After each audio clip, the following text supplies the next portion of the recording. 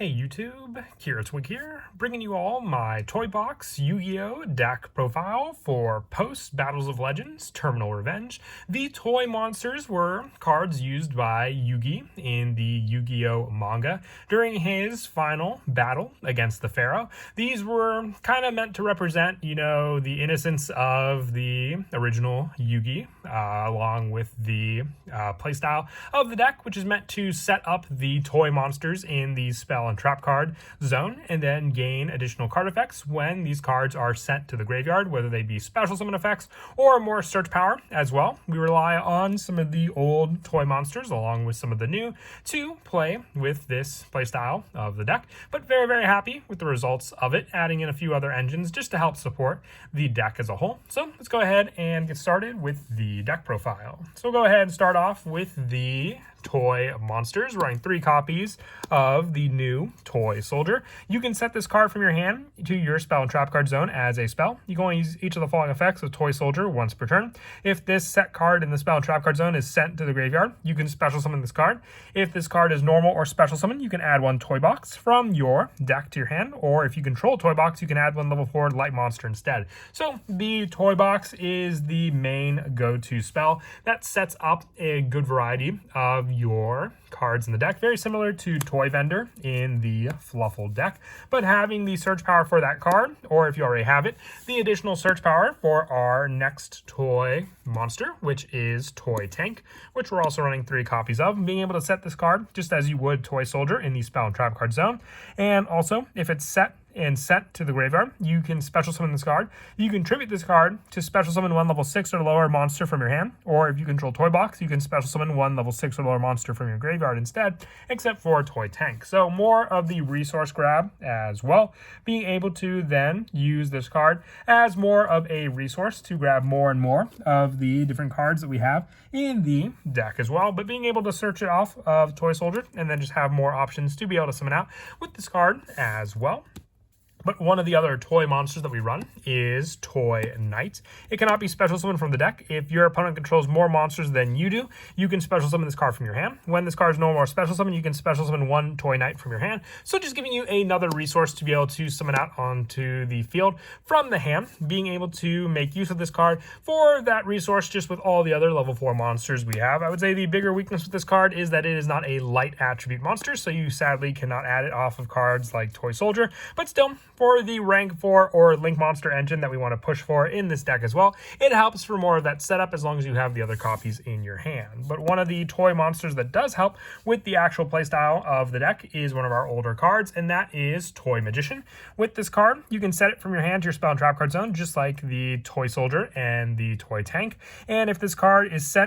was sent to the graveyard or destroyed by an opponent's card effect and sent to the graveyard this turn, you can special summon this card. If this card is flip summon, destroy spell and traps on the field equal to the number of toy magicians on the field. So giving you the special summon of this card while also a resource to disrupt your opponent's own cards on their field definitely helps with that playstyle, but also being able to search it off of some of the other toy cards we run in the deck definitely makes it more of a variety of setup to use in the deck also. Now, more of the actual engine setup that I mentioned before involves the use of the Magician's Soul and Illusion of Chaos search power. Since you can search your Magician's Soul off of Illusion of Chaos, you can then use the Magician's Soul as more of a draw power using our spell and traps that we run in the deck as well to then draw into more cards. This helps with the Toy Knight option of being able to draw into more of the copies to use for this card to summon out onto the field as well, and then also being able to give you that resource to set up more and more cards in your hand depending on the play you may want to go for. That play will revolve around the toy box, which we'll get to when we get to the spell lineup. But also for the main deck monsters,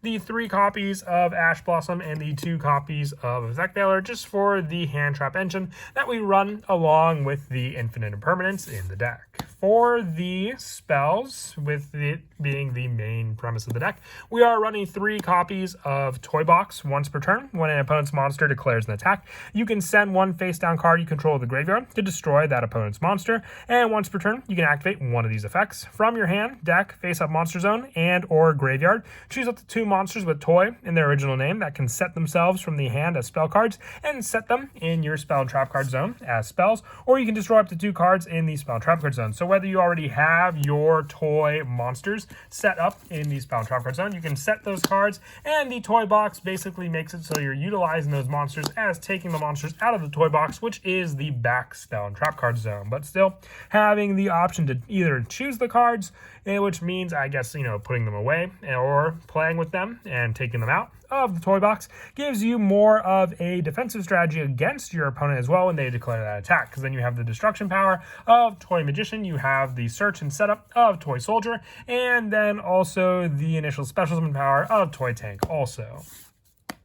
Now, for more of the spell lineup, 2 copies of Triple Tactics Talent for more draw power if our opponent tries to hand trap any of our toy monsters once they're special summoned onto the field. The 2 copies of Iron Call, because the big play also comes down to the fact that your Toy Knight and Toy Tank are both machine type monsters, so controlling that machine monster can then just help to give you another resource from the graveyard back onto the field. And 2 copies of Pot of Prosperity, because we don't really use the extra deck for much, but still having more of a banish option to search into the needed cards gives us more search power to grab cards like Toy Knight as well from the deck to then summon out. And then for the one-ofs for the spells, 1 copy of Twin Twister. It's just an additional tech that I like to run as a destruction option for our back row spell and traps. 1 reinforcements of the army to search out our Toy Soldier. And then the 1 Pot of Avarice, the 1 Monster Reborn, and the 1 Call by the Grave. The Pot of Avarice, especially for you to be able just to have more of a recycle power with many of our monsters that we run in the deck. And for the traps to go with the hand trap lineup, just 3 copies of Infinite Impermanence to use with the Ash Blossom and the Effect Veilers as well. You want to focus a good amount of the cards for the Toy Soldier engine, but you still want to be able to disrupt your opponent before you set up any of your set cards on the field also. And as I said before, the extra deck is pretty generic for its lineup. So the 1 copy of Nightmare Cerberus, the 1 copy of IP Masquerena, the 1 Barricade Board Blocker as more of a toy box recycle from the graveyard, 1 Herald Mirage of Light, the 1 Platinum Gadget for more special summon resources for our machine monsters from the hand, and also the 1 copy of Underclock Taker, the 1 Reprodocus, the 1 Nightmare Unicorn, the 1 Boral Sword, and the 1 Underworld Goddess for our Link monsters, with our Xyz monsters being the 1 Gear Gigant X, the 1 Tornado Dragon, the 1 Baguska, the 1 Abyss Dweller, and the 1 Typhon Sky Crisis, just for more of the rank 4s, being the good variety of monsters that we go into with the deck, and having search power in the form of Gear Gigant to begin with. And then as for some of your go-to plays in the deck, setting up your stuff in the set spell and trap card zone is the good variety of your plays. And then using cards like Magician Soul to be able to grab your draw into some of your more important cards like the toy box. Once you get the toy box set up, it all comes down to whether you already have the cards set up that you want to destroy with your toy box to then give you that play on the field for your set cards. But that variety will come down to you being able to draw into your cards or relying on your opponent destroying your set cards to then activate their own effects once they hit the field also. But that is it for the deck profile. I hope you all enjoyed. Like I said, this is one of the more fun decks that we got from the Terminal Revenge booster set, but I hope you all enjoyed. And as always, until next time, please don't forget to leave a like and subscribe, and Kira Twig out.